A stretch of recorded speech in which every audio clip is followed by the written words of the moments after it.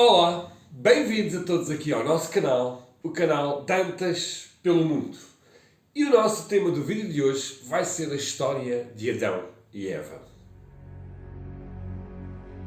May it be an evening star shines down upon you.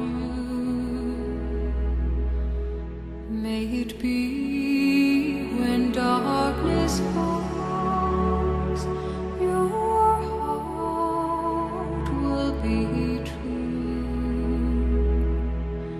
You walk a lonely road. Oh, how far you are from home.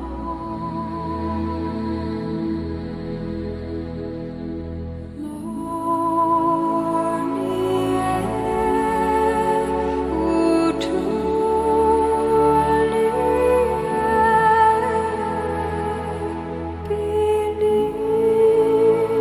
and you will find your way.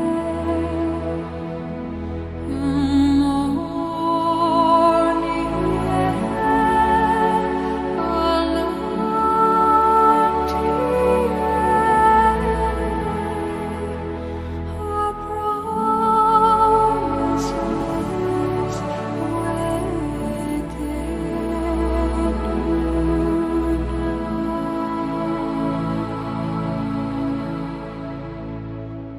May it be the shadows call will fly away. May it be you journey on to light the day. When the night is overcome, you may rise to find the sun. Morning air,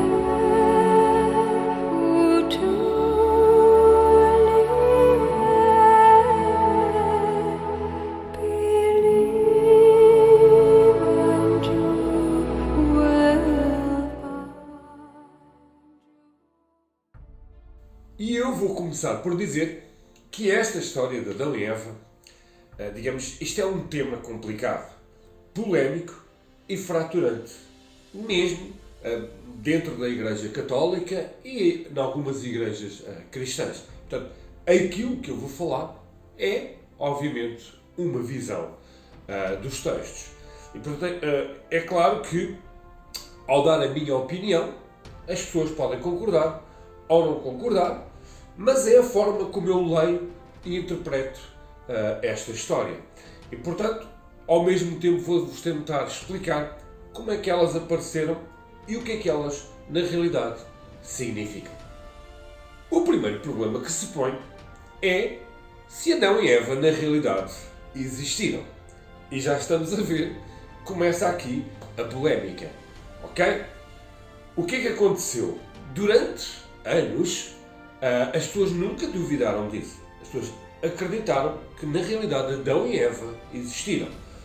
As pessoas pensavam que, sendo um livro inspirado por Deus, alguém pegou numa caneta e Deus foi dizendo como é que as coisas aconteceram.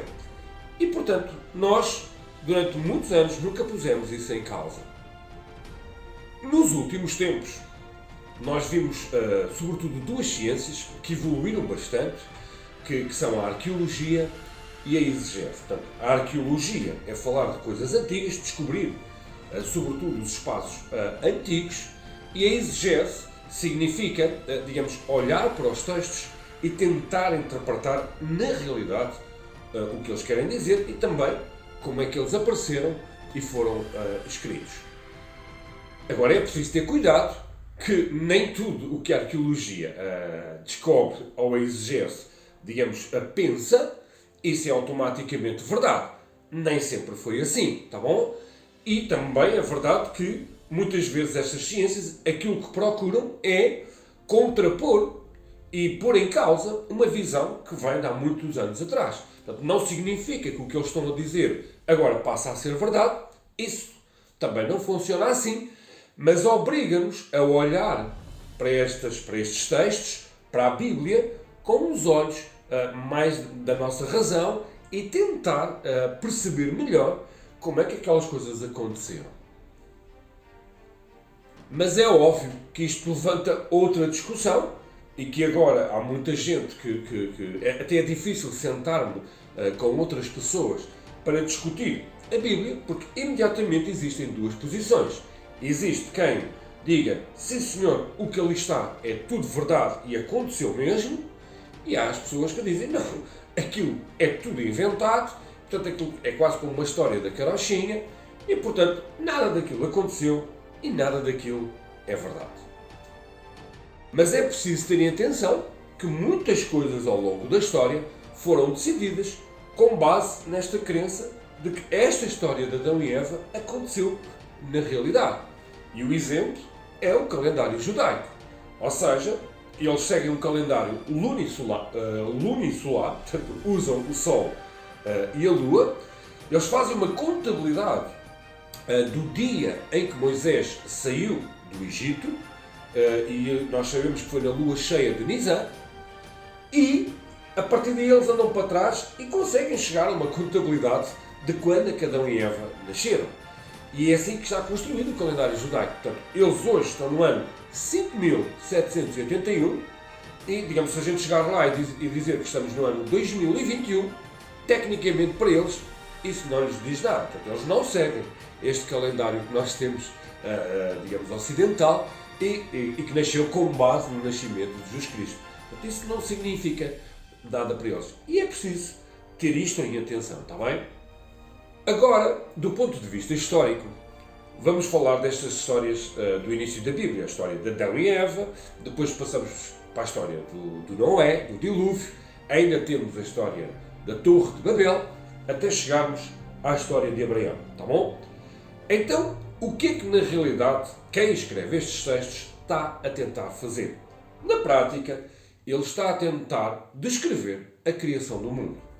Como é que Deus intervém e ele é que é o centro das operações. Bom, se nós olharmos para quase todas as civilizações do mundo antigo, todas elas tinham aquilo que nós chamamos de uma mitologia ou uma cosmologia. Ou seja, explicar a origem do mundo através da intervenção dos deuses, ou explicar a origem do mundo em que os deuses intervêm na natureza e a transformam. Agora, temos aqui um problema, é que os judeus desde o início só acreditam num Deus. Então eles não podiam pôr uma mitologia, nem podiam pôr uma cosmologia. Mas se nós formos inteligentes, nós estamos a perceber que estas três histórias, está bem? Elas na prática correspondem a uma espécie de interpretação mitológica ou cosmológica, em que não existem deuses, existe apenas um Deus, e é Ele que está no centro de todas as operações, e é Ele que, digamos, molda, cria e transforma este mundo. No fundo, foi isso que o povo judeu, ou o povo hebreu, tentou descrever. E temos que entender que quando eles escrevem estes textos, eles estão em contacto com essas civilizações que interpretavam o mundo dessa maneira. E, portanto, é isso que eles escreveram. Mas, meus amigos, eu não quero ficar aqui só na perspectiva histórica. Já perceberam que esse é um ponto de vista que eu não sigo. Portanto, não acredito propriamente que Adão e Eva existiram.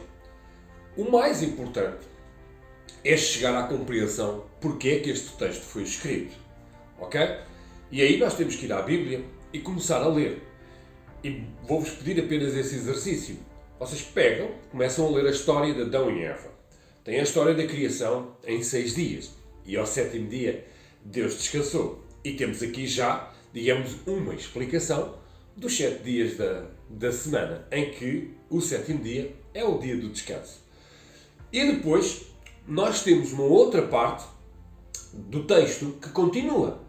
E aqui começa o problema. É que logo a seguir à história de Adão e Eva, nós temos um relato novo da criação, em que não há 6 dias e em que Deus cria o homem e a mulher ao mesmo tempo.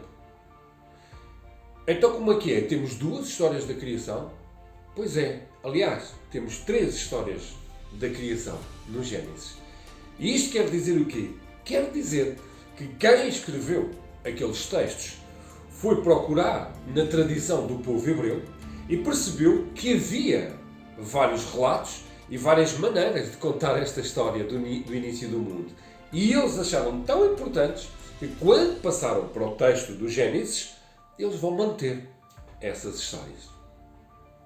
Agora, não vou mentir, a que ficou mais famosa foi, sem dúvida, a história de Adão e Eva, com toda aquela descrição de como é que o homem foi feito, depois como é que a mulher nasceu, com os nomes que foram dados aos animais, em que dia é que cada momento acontece, digamos, na construção do mundo, e tentámos perceber que tudo isto parece quase que uma matemática perfeitíssima, digamos, como que um Deus quase que arquiteto que montou este mundo em que nós vivemos. Mas também não é disso que eu quero vos explicar. Portanto, aquilo que eu quero que vocês pensem hoje neste vídeo é sobre esta história da criação e, na realidade, em que é que ela se traduz na nossa vida. E aqui nós temos que pegar nesta história de Adão e Eva. Porquê? Porque sabemos que Deus colocou o homem num jardim chamado o Éden e mais a mulher, e no meio de todas as coisas boas que lá tinha, ele decidiu colocar lá uma árvore que ele vai lhe chamar a árvore do bem e do mal, ou a árvore do fruto proibido. Esqueçam a macieira, porque na Bíblia não aparece nenhuma macieira, está bem? Embora, digamos, em todos os quadros, em todos os filmes que a gente vê, normalmente aparece uma macieira e então nós falamos da maçã de Adão e Eva. Mas isso não está escrito nos textos da Bíblia. Mas isso também não é importante. O importante é perceber a intenção daquela árvore. E aqui eu tenho que explicar 2 formas de interpretar. A primeira é que as pessoas começaram a dizer que Deus colocou lá a árvore para ver se o homem era fiel ou não.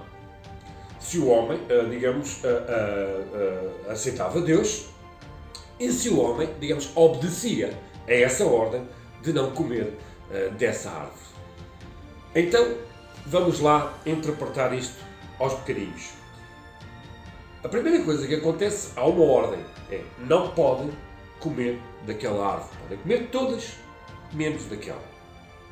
Mas a determinada altura aparece uma figura que é uma cobra, uma serpente, e que vai dizer, vai falar, estamos a ver aqui a parte já cosmológica, com o homem, para ele comer, porque a ordem que veio de Deus é que Deus, se ele comesse daquela árvore, ele ficava igual a Deus. Portanto, há uma espécie de tentação. Bom, a primeira coisa que é preciso explicar aqui é esta imagem da serpente. A serpente é um animal que rasteja, é um animal que está em contacto com a terra, é um animal que está em contacto com a sujidade. E isto tem um significado muito importante para estas civilizações, quer para os hebreus, os judeus, quer até para os árabes. Lembrem-se que, por exemplo, ainda hoje o mundo árabe, quando reza, ele coloca um tapete no chão para rezar. Porquê? Porque ele não pode estar em contacto com a terra enquanto está a tentar entrar em contacto com Deus. Portanto, ele não pode estar sujo, ele deve estar limpo. E é essa a ideia de aparecer aqui uma serpente. Ela representa aquilo que nos suja ou aquilo que nos mantém em contacto com a terra ou não nos permite estar em contacto com Deus. É evidente que nós já sabemos o que vai acontecer a seguir nesta história.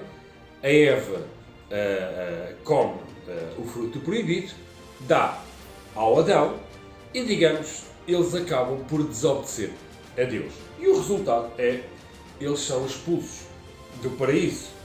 E a expulsão do paraíso é que, a partir de agora, o homem e a mulher vão estar vão ter que procurar trabalhar, vão ter que lutar, no fundo vão estar sempre em contacto com a sujidade e vão deixar de ter a possibilidade de estar constantemente na presença de Deus. No fundo, é essa a decisão. É evidente, meus amigos, que antes de avançar na explicação deste texto, que eu tenho que explicar aqui como é que as pessoas passaram para o papel estas histórias e elas têm, na realidade, a ver connosco. Repara que esta situação da sujidade, ou da limpeza, ou de estar limpo, ou de estar sujo, isso é uma coisa no nosso dia-a-dia, não é? Portanto, eu antes de ir comer, por uma questão de higiene, eu lavo as mãos. Ou, por exemplo, se eu tenho uma festa importante, normalmente tomo banho antes, porque vou estar no meio de muita gente, no meio dos meus amigos e de muitas pessoas. Portanto, e o que é que as pessoas pensavam? Bom, isto é uma coisa humana, normal, digamos, não tem nenhum problema, faz parte da maneira como nós queremos viver. Só que nós interpretamos sempre esses gestos, digamos, normais, como também uma intervenção de Deus. E é isso que o texto tenta representar. Ou seja, nós sempre que vamos comer, vamos agradecer a possibilidade que Deus nos deu de ter a comida, e então nós purificamos-nos. Nós sempre que vamos estar em festa e vamos estar num momento importante da nossa vida, nós devemos agradecer essa possibilidade de estar vivos a Deus, então nós purificamos. Está bem?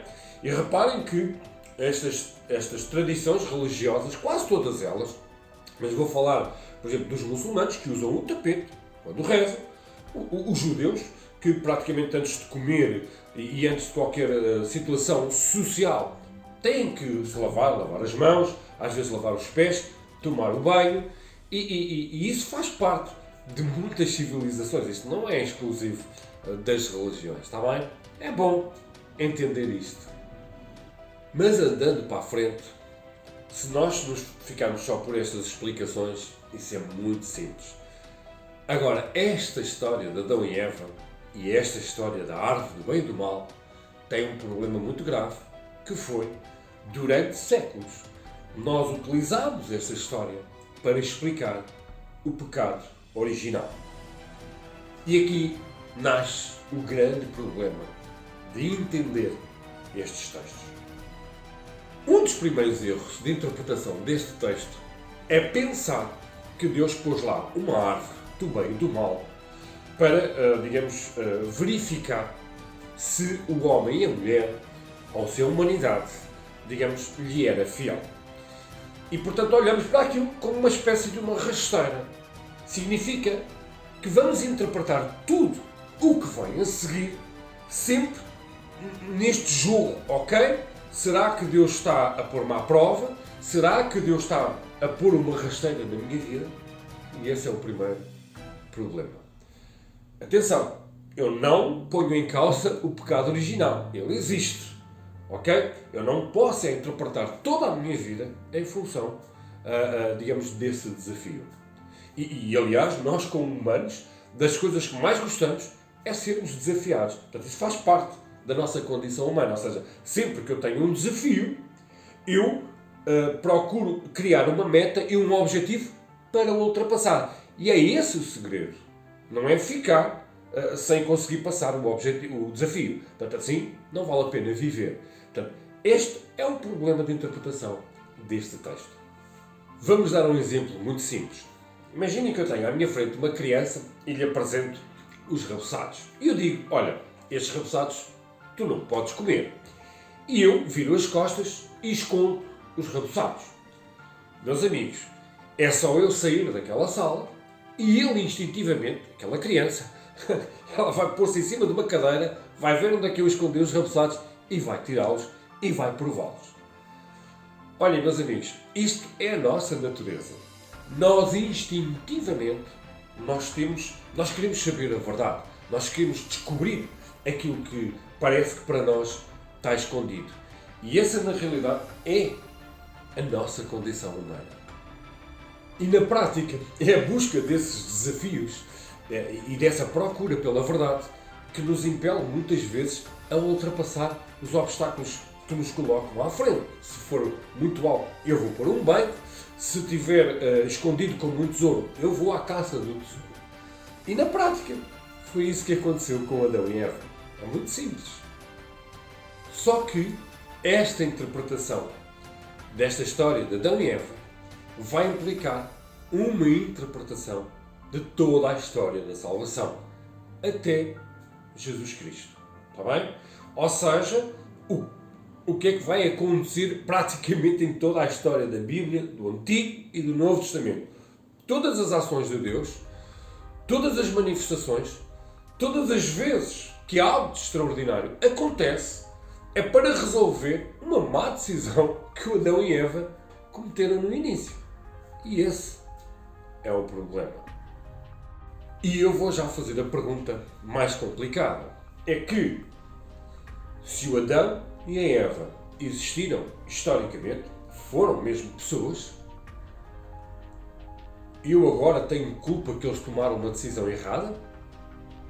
Alguém vai ter que me explicar porque é que eles não usaram bem o uso da liberdade. Bom, se eles decidiram comer o fruto, o problema é deles. Que culpa é que eu hoje, Miguel Dantas, tenho de eles terem tomado essa opção? Ou seja, na minha história de salvação pessoal, isso não faz sentido. Ou seja, eu não tenho culpa que o Adão e a Eva decidiram mal. É evidente que, ligado a esta história de Adão e Eva, está a outra discussão que é o bem e o mal. E também temos que explicar um bocadinho aquilo que é o pecado original. Está bem? Isso é importante. A primeira sensação que eu tenho é claramente que isto é uma história simbólica para explicar o quê? Nós, na nossa condição humana, nós queremos sempre fazer esta divisão entre aquilo que é bom e aquilo que é mau. Ora, o problema aqui é que eu bem sei o que é. Ou seja, se eu decido uma coisa, fazer uma coisa, e ela depois vai ter um retorno em que eu me sinto feliz, ok, decidi bem. O problema é que muitas vezes eu estou a pensar que estou a tomar uma boa decisão e aquilo vai ter consequências negativas, vai-me criar dor, vai-me criar problemas na vida, e que a seguir vou ter que tomar soluções e decisões para resolver essa má decisão. E aqui temos o mal. E agora o problema é, eu nasci com essa capacidade de imediatamente saber o que é bom e o que é mau? Pois, esse é o problema. Eu não nasci com essa capacidade. Então, como é que nós, seres humanos, conseguimos distinguir o que é bom e o que é mau? E claro, vamos voltar à história dos rabuçados, não é? Eu disse àquela criança para não comer os rabuçados, não é? Que era proibido. E ela, assim que eu virei as costas, foi lá ver. Claro que ela comeu o rabuçado e se calhar até achou que o rabuçado era muito bom. Era muito bom. Mas no momento em que ela me vai enfrentar, ela sabe que me desobedeceu. E o que é que ela vai fazer? Ela vai ter vergonha. Ela não vai ter, digamos, um relacionamento comigo totalmente transparente. E no fundo, é isso que acontece. A decisão entre o que é bom e é mau, nós na prática conseguimos fazer essa distinção quando nós experimentamos os dois lados da questão. Ou seja, no fundo o que é isso? É, eu sei, eu descubro o que é mau, às vezes de uma forma muito inconsciente eu acabo por, digamos, decidir fazer uma coisa que nem tenho bem a certeza que vai ser mau, mas quando aquilo me traz infelicidade, quando aquilo me traz uma situação que eu não quero viver, então sim, eu tenho capacidade no futuro de tomar a melhor decisão para a minha vida, que me vai trazer felicidade e que me vai trazer, digamos, o gosto de viver. E então aí eu começo a conseguir distinguir entre o que é o bem e é o mal. E este é o problema, que é, enquanto eu não perceber onde é que está o mal, não o conhecer, eu não vou conseguir tomar a decisão. Agora, o problema desta interpretação não fica na história de Adão e Eva. Nós temos toda uma história da Bíblia, de um contacto do homem com Deus, que vai chegar a Jesus Cristo. E aqui levanta-se o problema. Porque é que Deus enviou o seu próprio Filho?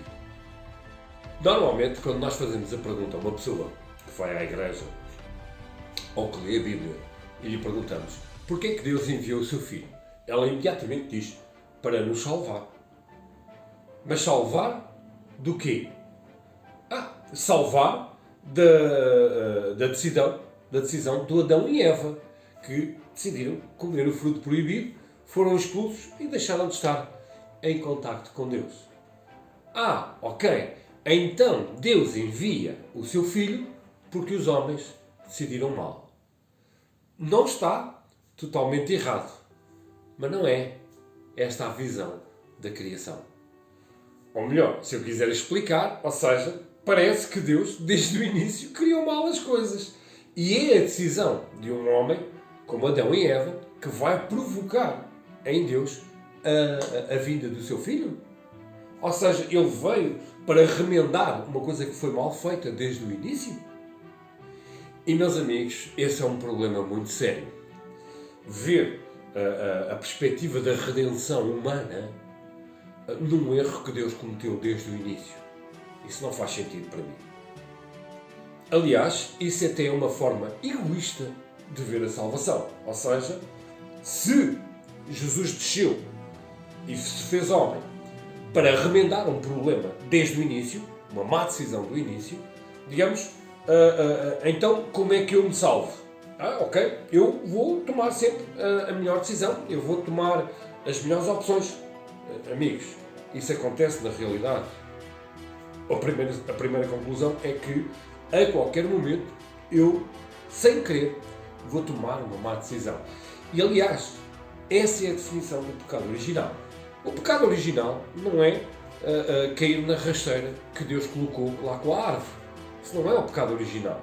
Aliás, se eu tenho uma situação em que tenho que decidir entre o bem e o mal, eu sei que se tomar uma decisão eu vou decidir mal. E isso vai trazer consequências para a minha vida. Isso é pecado original? Não, isso não é pecado original. Não é? Isso é a minha reflexão direta que diz: ok, tu sabes que vais decidir bem, sabes que vais decidir mal, és estúpido porque decidiste o mal. O pecado original é quando eu não sei onde é que está o bem e o mal. Eu não tenho nenhuma árvore. Ok? E às vezes decido a pensar que estou a fazer o bem e depois chego à conclusão que aquilo trouxe consequências de infelicidade para a minha vida e não decidi bem. Isso é o pecado original.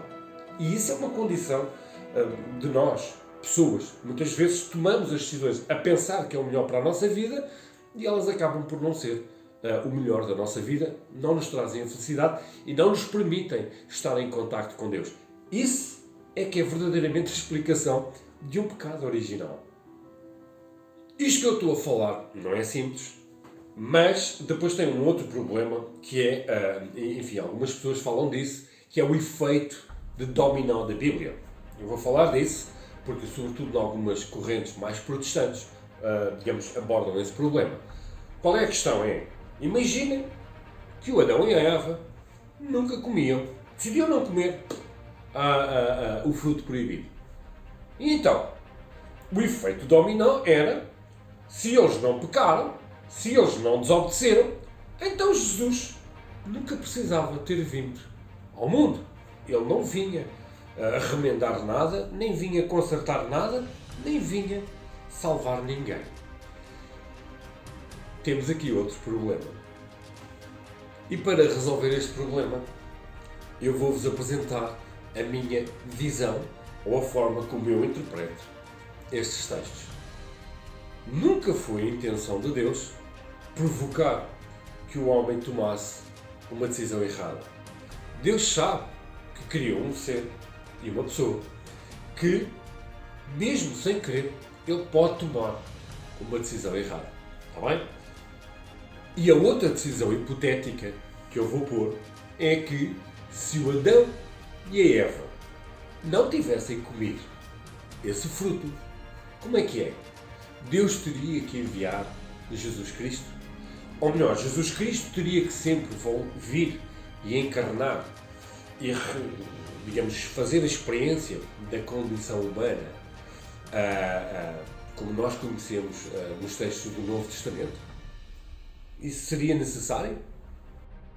E a minha resposta é: seria. Jesus teria que vir sempre. Então, mas, Miguel, ele não vinha, digamos, salvar. Ele não vinha remendar nada. Pois não, nem ele veio por causa disso.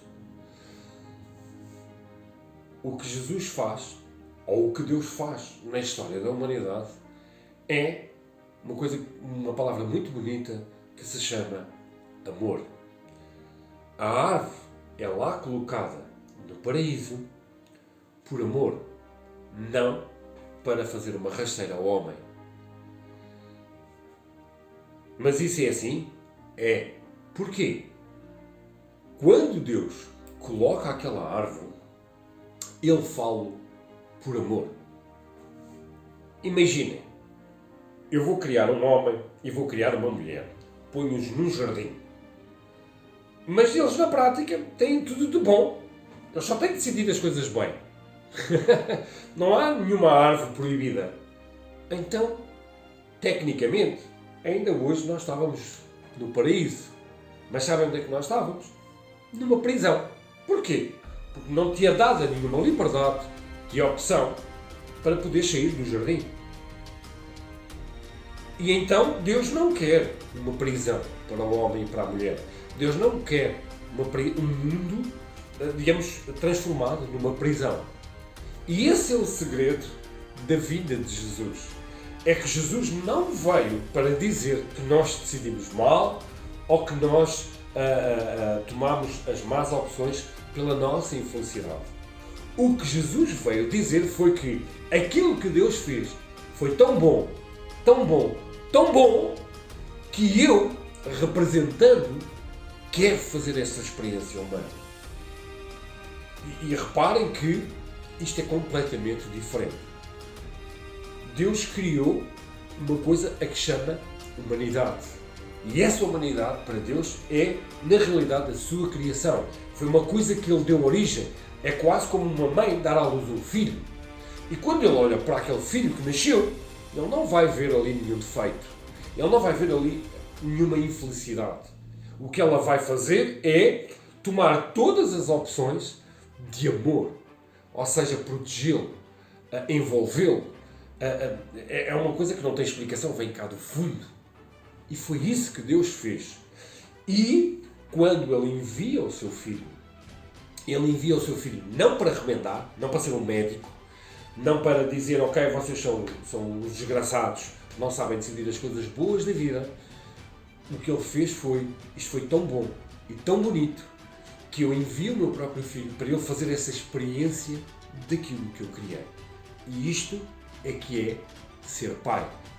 Quando nós chamamos alguém de pai, o que é que nós estamos a dizer? Nós estamos a dizer, eu sei que aquela pessoa me compreende, eu sei que aquela pessoa nunca vai tomar uma decisão que me vai tornar infeliz e nunca vai tomar uma opção de me negar a possibilidade de estar em contacto com Ele. É isso que é a vida de Jesus.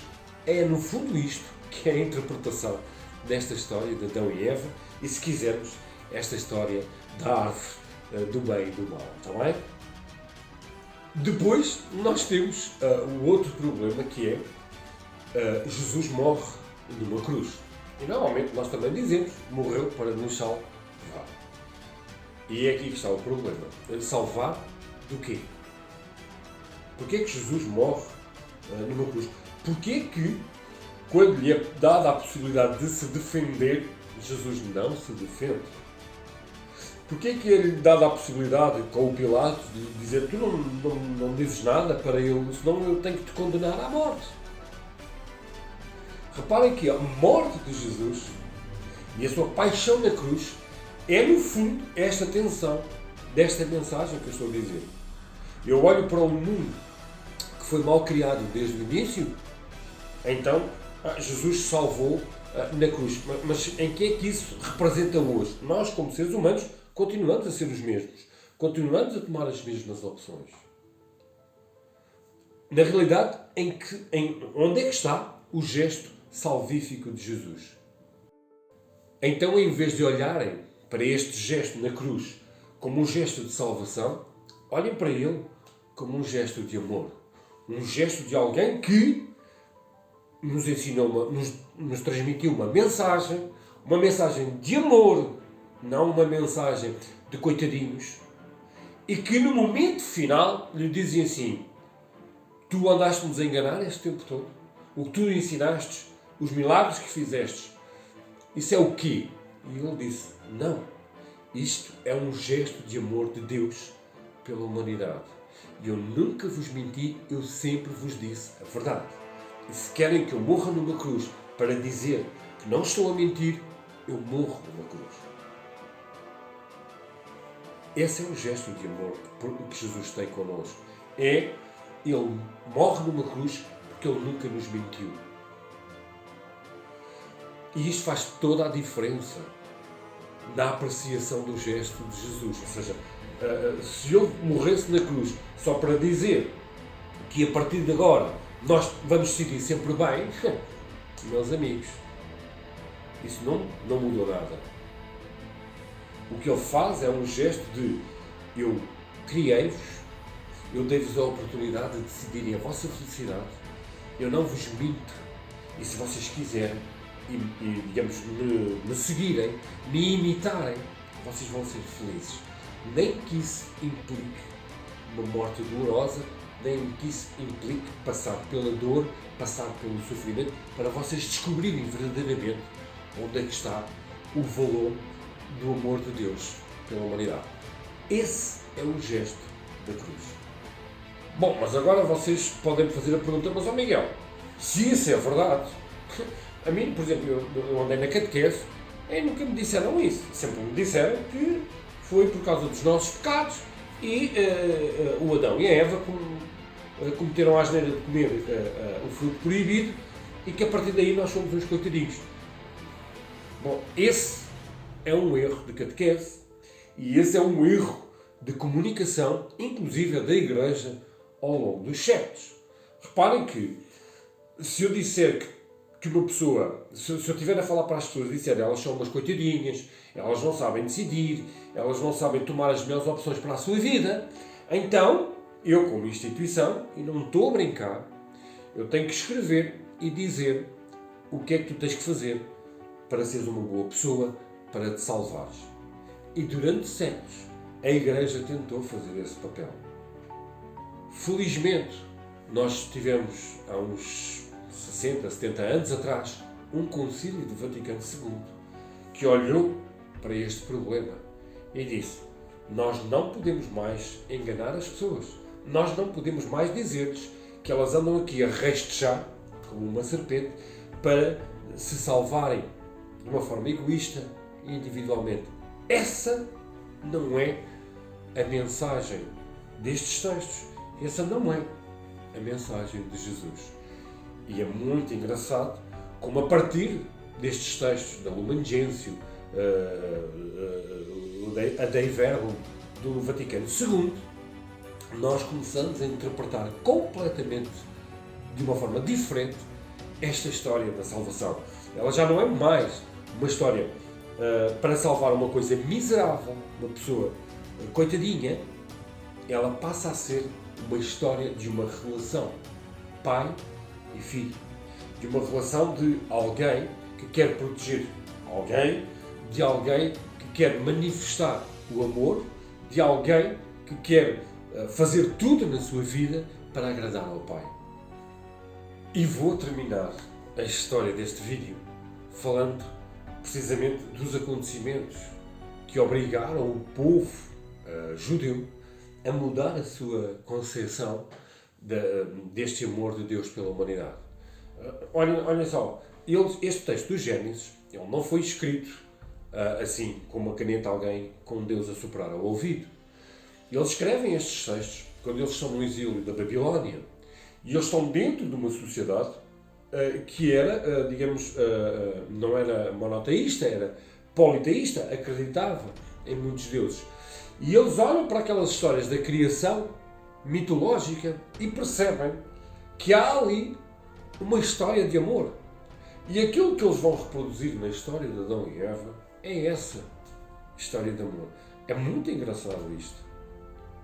Em todas essas histórias mitológicas que nós vimos, em todas as civilizações, de como é que as coisas começaram a acontecer desde o início, mesmo com a intervenção dos deuses, seja lá dos gregos, dos romanos e por aí fora, o homem nunca é uma personagem miserável.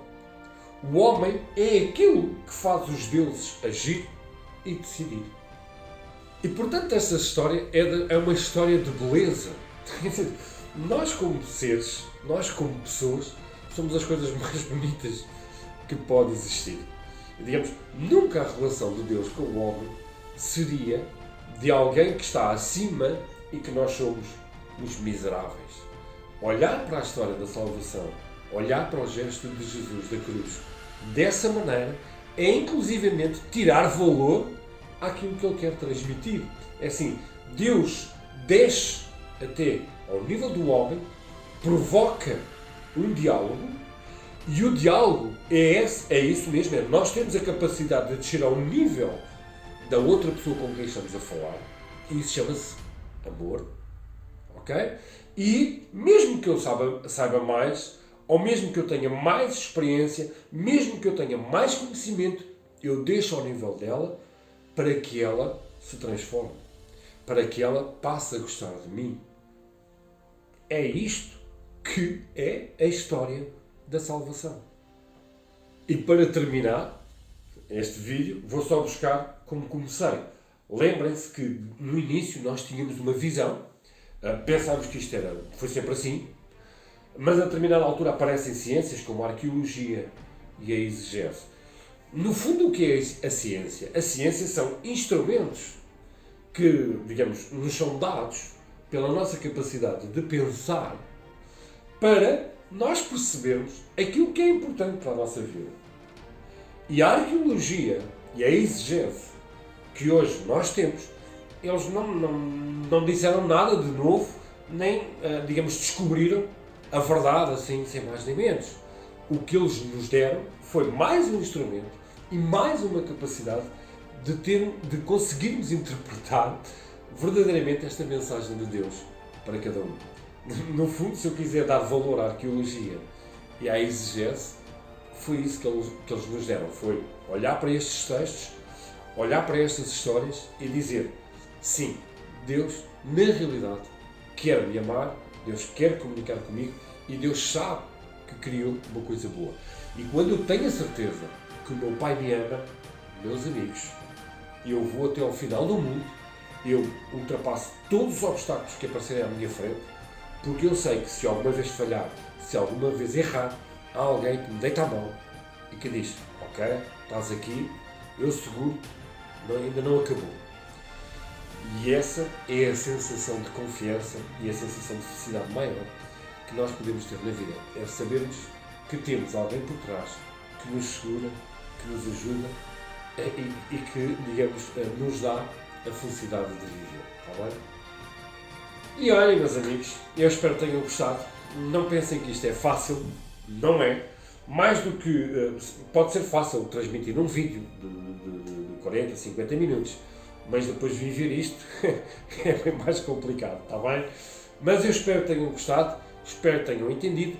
É óbvio que isto é polémico e eu estarei disponível sempre para ajudar. Se alguma vez precisarem de mim ou de alguma coisa que não entendem ou que querem expor sobre esta história da salvação, eu estou disponível, está bem? E vocês já sabem o que vos peço, pá. Subscrevam o canal do YouTube. Nós também estamos no Facebook, também podem ir pelo Facebook ver estes vídeos. O nome é sempre o mesmo, canal Dantas pelo Mundo. E pronto, espero que tenham gostado. Cá nos vamos ver daqui a uns dias num próximo vídeo e obrigado. Tudo de bom para vocês.